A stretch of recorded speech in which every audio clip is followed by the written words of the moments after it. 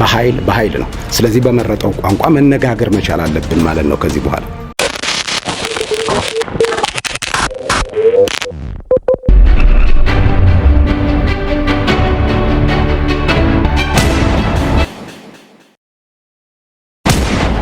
አሁን እየተፈጠረ አትማሩ፣ አትነግዱ፣ እንደዚህ አትሉም የሚለው ውከትና ግርግርን ማስቆም መልክ ማስያዝ ነው።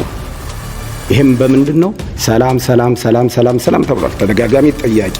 እሱ ደግሞ የመረጠው ነፍጥ በኃይል ነው። ስለዚህ በመረጠው ቋንቋ መነጋገር መቻል አለብን ማለት ነው ከዚህ በኋላ።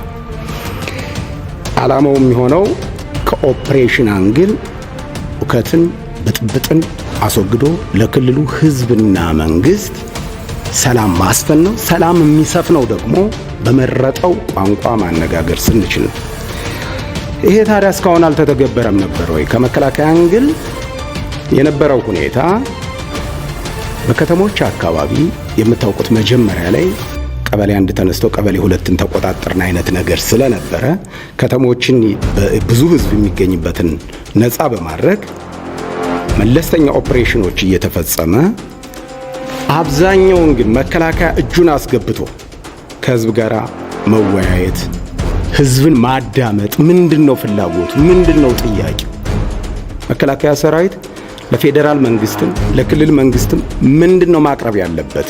ጥያቄያችሁ ምንድነው? ይሄ ጥያቄ ታዲያ በሰላም አይፈታም ወይ? ይሄው የሰላም